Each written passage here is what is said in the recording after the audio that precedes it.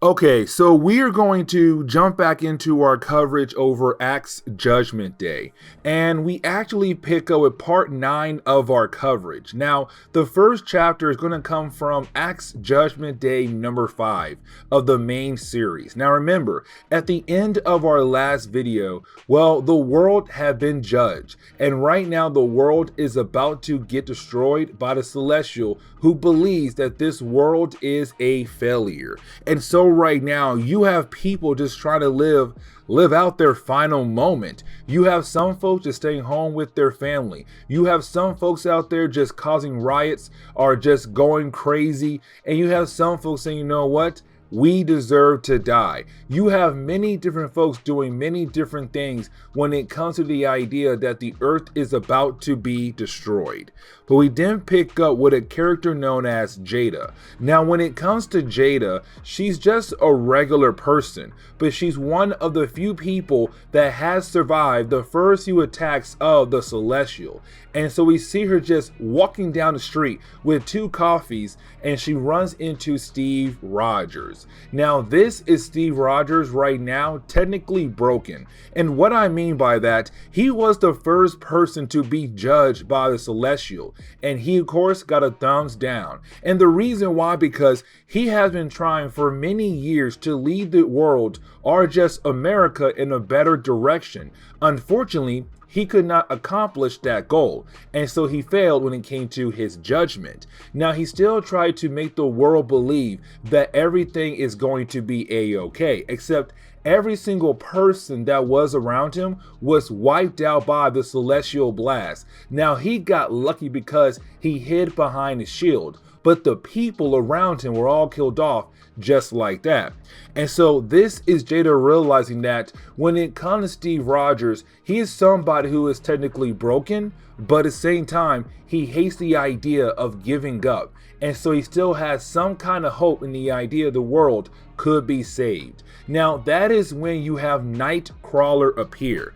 And when Nightcrawler does appear, he does tell Steve Rogers he has a plan to save the entire world, but he has to come with him. And so this is going to begin the master plan of Nightcrawler to defeat the Celestial, but to also save the world. And so when it comes to Nightcrawler's plan, the first step is to take Steve Rogers over to where the Celestial is at. Now, you could say that this is already a bad idea, because this is Steve Rogers confronting the Celestial to give out one final speech. We also kind of find out that Charles Xavier has connected all the minds of the people of the earth to Captain America's mind, so that they are able to see his final speech. Now, apparently, when it comes to his final speech, his goal is to continue to motivate the people to keep finding different ways to fight against this God, to defeat this God. And that is really important, because when it comes to Steve Rogers, he says, listen to me very carefully. We, the humans, never give up so easily. We always try to find a different way to survive. And so even with you, a powerful God, we are going to try our best to find a way to basically stop you. Now, it is a very good speech, but unfortunately, when it comes to Steve Rogers, he's killed off just like that by the Celestial. And so there goes Steve Rogers, dead and gone. And the question is, what is next for Nightcrawler's master plan? And so after that, Nightcrawler apparently left Steve Rogers there, and he went back to where the rest of the X-Men are at right now, on Krakoa. And as soon as he arrives, he asks Jean Grey, what are the people actually thinking at the moment? And you have Jean Grey say, they have been motivated by Steve Rogers' speech, but now their anger has been pointed or directed to something new and different, and that would be the Celestial. And this right here could actually help us win the war. But then you have Nightcrawler say, hey Egg, and Egg is his code name, I need another egg. And what he means by that, when it comes to Egg, he has the ability to create eggs. Now, Egg is part of the Five, and the Five are 5 mutants who have the ability to bring people back to life. And so when it comes to Egg, he's very crucial in the process.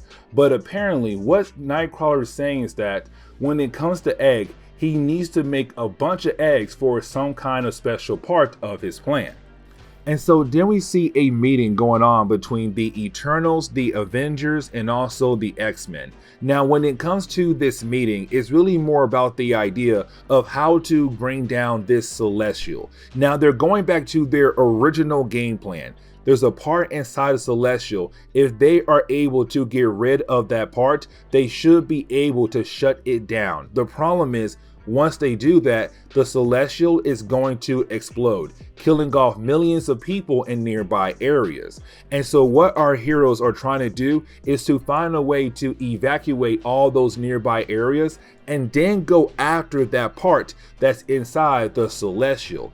And once they do that, they could most likely win. Now, they do run into another problem, and that would be the Eternals. They cannot attack this Celestial at all. And the reason why, because the way they were coded, the way they were made, they have to follow a law saying that if the Celestial is being attacked, you have to protect it, which means that you are not allowed to attack a Celestial. If you do, your eyes and ears are going to bleed, and you're going to feel a lot of pain across your entire body. But then you have Eru say, but what if you have the mutants use their psychics as a way to control our bodies? Because then it's not really us trying to break the law, it's them forcing us to break the law, which means that we could actually help to bring down this Celestial. Now, they do ask Destiny one question: could they win with this plan? And she does say yes, but they need to modify a few different things. So we do see them do the final assault to hopefully bring down this Celestial. Now, here comes the problem. Every single one of them dies. Thor, he dies. The X-Men, they die. The Avengers, they die. If they were there at that battle, they are getting wiped out left and right. Now, Iron Man is able to leave, but unfortunately, a lot of heroes were killed off. Even Icarus was killed off as well. And that shows that this final assault was their final game plan, but unfortunately, this game plan just came apart so quickly that, well, all their heroes there have died. And the question is now, what comes next? How can our heroes save the world, but also try to bring back the people that had died in that battle? But we kind of find out the final assault was part of Nightcrawler's master plan. And what I mean by that, Nightcrawler wanted to trick the Celestial to make it think that it had killed off all the heroes across the board when it comes to the heroes of Earth. But in reality, some heroes actually did survive.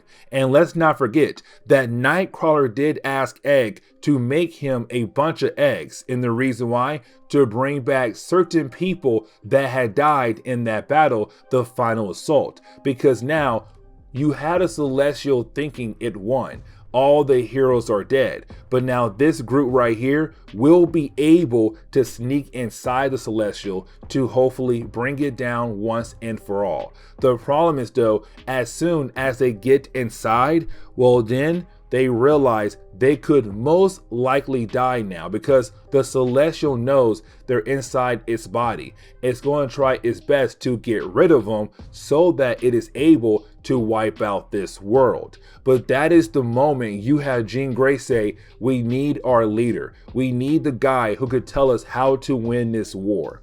And we kind of find out there was one more egg left behind. And so when it comes to the last egg, we kind of find out it is Steve Rogers. Now, this is huge for two good reasons. And the first reason why, because let's not forget, when it came to the mutant race, they can only bring back people who are mutants back to life with their resurrection process. But now here is Steve Rogers, a human, going through the process and being able to come back to life. And this is huge. And the reason why, because technically he is the second human to come back to life. The first is Scarlet Witch, but hers was done more in private. When it comes to Steve Rogers, well, this one right here is going to be out to the public. basically meaning that the entire world is going to find out that Steve Rogers, a human, is able to come back to life with the ability the mutants have to bring someone back to life. And so it's no longer that, oh, we can only bring back mutants, they can now bring back humans. Now, the second reason why he is so important is because, yes, Cyclops, he is better when it comes to strategy. But when it comes to Steve Rogers, he's better at motivating people. And that is what the world needs right now. Somebody who can motivate them to win this war. So then we jump into Immortal X-Men number 7. Now, when we do, this is going to be the book used as a way to kind of show us the plan of Nightcrawler, the work behind the scenes, and what we saw in the last chapter. And so with that being said, we have to jump back before you had the actual Celestial decide that the world had failed, before it gave its final judgment, where we see the Quiet Council just quietly waiting about the idea of what the world is going to get for their judgment. Will they pass or will they fail? Now, most of the Quiet Council is very relaxed because they believe that when it comes to the final judgment, they are going to pass. Now, you do have certain characters very scared about the idea of failing, like Destiny, but other characters like Nightcrawler, he has faith that the world should pass. But on top of that, you have characters like Sebastian Shaw, who just wants the world to pass so that he is able to make a profit. Unfortunately, though, you do have the Celestial give its final judgment. We already know what happened. The world failed, and so it began to wipe out different people across the world. And so this leads into the Quiet Council just freaking out for a good reason. Why? Because right now the world is about to be killed off by this Celestial. Now, when it comes to most of the Quiet Council, they're trying to find a way to stop it. Now, when it comes to Nightcrawler, at first, he's more of, I give up.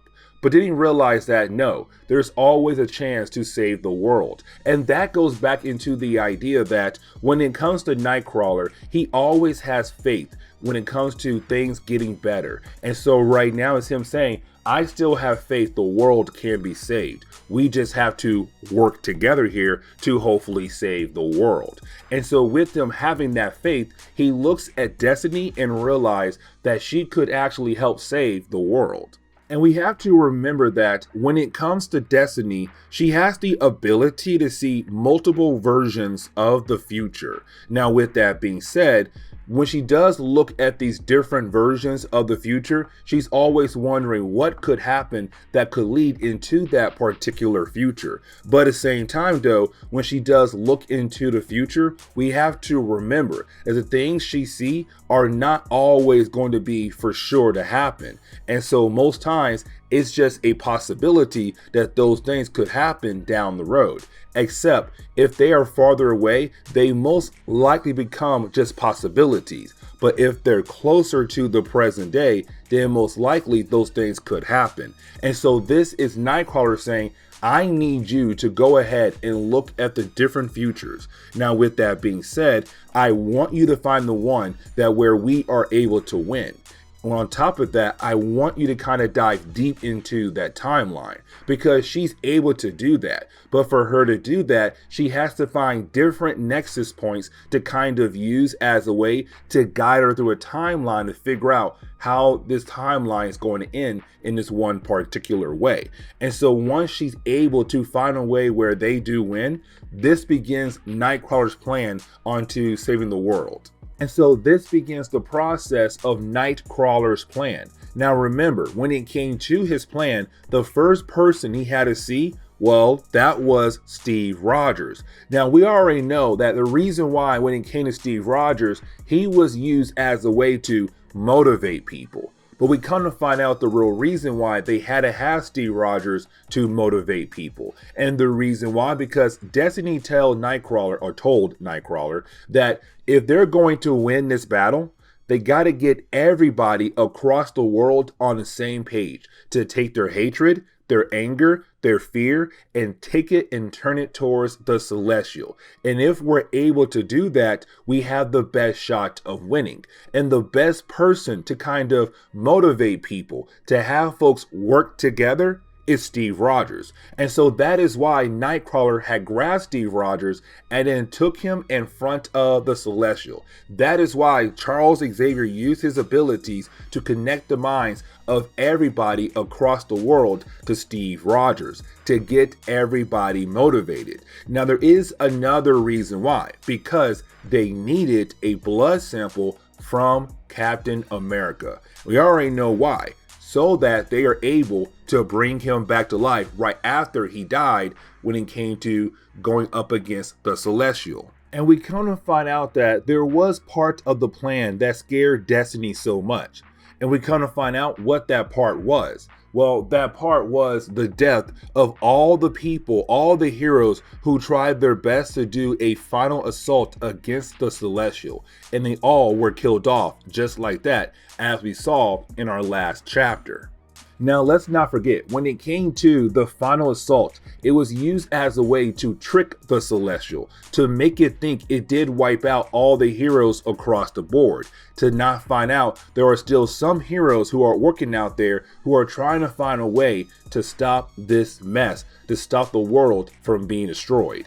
And so right now, we also have to jump over to Krakoa. And the reason why, because just like earlier, when it came to all the heroes just trying to attack the Celestial as a way to trick it, most of the mutants are going to stay on Krakoa, but some of the mutants are going to sneak away, so that when it comes to the Celestial, when it does destroy Krakoa, it'll believe that it did kill off the mutant race, not realizing that there are going to be some mutants who got away and going to hide somewhere else. And with them hiding somewhere else, they can continue the plan to hopefully bring down this Celestial. And so we didn't see Sinister go to his lab. And the reason why? Because he wants to hit his own reset button. And what I mean by that, we had learned that Moira Taggart had the ability to reincarnate. Every single time she died, she was able to basically relive her entire life all over again, but to also keep all of her memories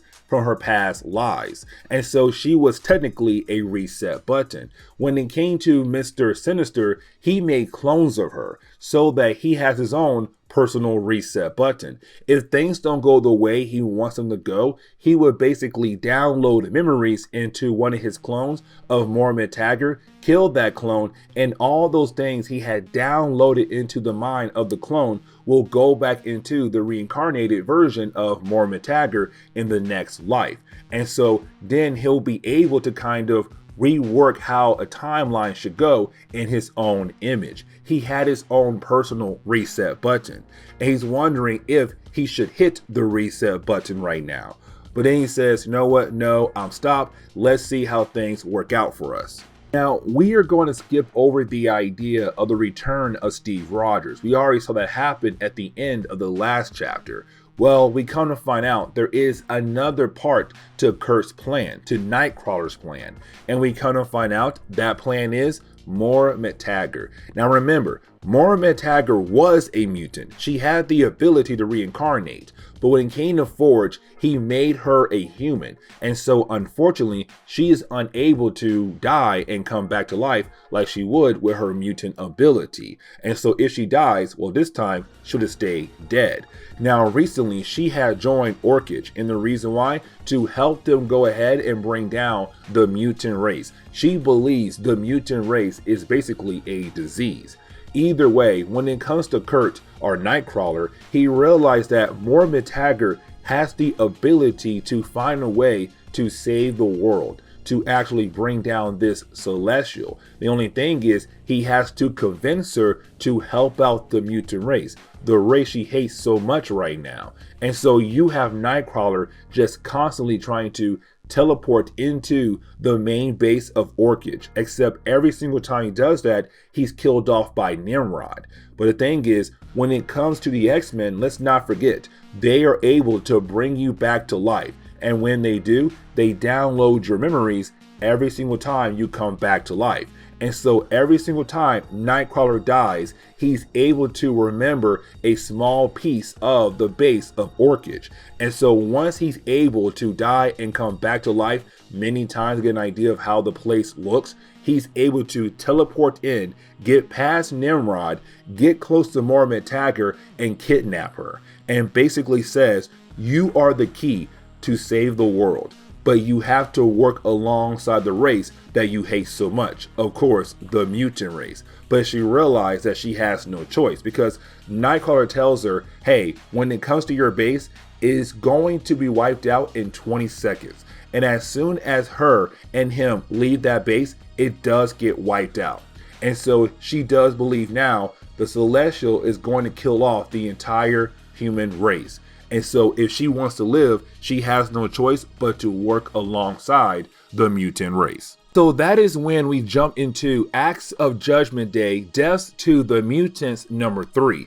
And with this one, it's going to really focus more on the Eternals' point of view when it came to the final assault. Now, before we jump into the final assault, we actually pick up with the Eternals talking about the final assault plan, because some members of the Eternals are still getting used to the idea of Eros becoming the new Prime Eternal, because remember, he was actually locked away in the Excluded. Now, the reason why he was locked away because he is the brother of Thanos, and they were afraid that if he is out there in the world, Thanos could come back to life. And so they kept him locked away forever. Now, unfortunately, he was freed. But thanks to the X-Men, he had became the new Prime Eternal. He's in charge now. And so he does tell Eternals, we are going to fight along with the X-Men and the Avengers against the Celestial. You have no choice here. Now, at first, they say no.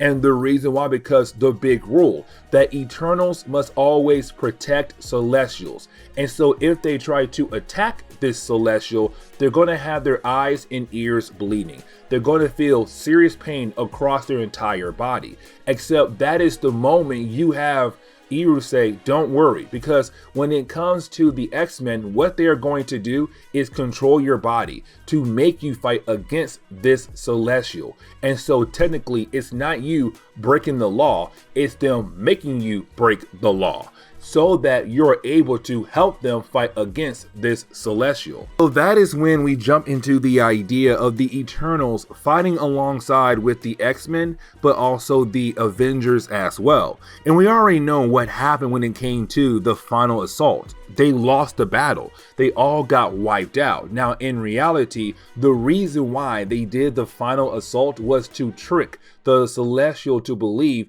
it had killed off all the heroes across the board, that there are no more heroes who are going to try anything to hopefully stop it. And so with that being said, it's right now thinking it won. Now, when it came to Cersei, she was kind of hoping that Tony Stark would call for a retreat. But we already know he only did somewhat, not completely. Just some heroes had retreated, not all of them. But with that being said, we now know that the Eternals did fight alongside with the X-Men and the Avengers. It's just that they all got wiped out, like Icarus. And this leads into the next problem. And that problem is that you have the Celestial begin to access the Great Machine. Now remember, when it comes to the Great Machine, it is basically the Earth. The Great Machine is used as a way to keep the Earth alive. And so with the Celestial right now trying to access the Great Machine, it is trying to tell the Great Machine to go ahead and turn off. And if it does, the Earth is for sure going to die. And that is very huge. And so this leads us back over to the Avengers Mansion. And the reason why, because we pick up with the heroes who are still alive and trying to figure out how their plan is going to work. Now remember, when it comes to their plan, part of their plan is to basically take out the one piece that's keeping the Celestial alive. Once they're able to remove the piece, that Celestial is going to die. But the problem is now he has hacked into the actual Great Machine. And so sooner or later, the Great Machine is going to die. And when it does die, so does the entire Earth. And with that being said, it's Nightcrawler now saying we have to find a way to defend it, but to also get the Celestial out of the Great Machine's computer system. And that is where Phaetos comes in. And the reason why, because Phaetos realize what they have to do to help the Great Machine fight back against the Celestial. What Phaetos is going to do is just reset the Great Machine. And the reason why, because if it is able to reset the Great Machine, it will lose all connections to different people it had built over the time being alive. So that means all Eternals will no longer have complete access to the Great Machine. But on top of that, so will the Celestial. It will also lose its connection to the Great Machine. And so with that happening, that means that right now the Celestial has been kicked out of the computer system of the Great Machine for the time being. It's not like, okay, you know what, with that happening, the day is saved. No, the Celestial will try again. But now it has to work even harder to rebuild the connection it had with the Great Machine and then try to use the Great Machine as a way to bring down the entire Earth. And so really, the last few pages of this chapter is just Phaetos just going ahead, trying his best to get closer and closer, deeper into the Great Machine. And once he's able to do that, he's able to hit the reset button. Then he calls up Nightcrawler and say, hey, listen, I did it, and so now it's time for the final part of your plan. If you guys are going to try to save the world, this is the best moment to actually do it. And this is where we are going to end today's comic book video. So please leave me a like down below and subscribe. But guys, see y'all next time. Later.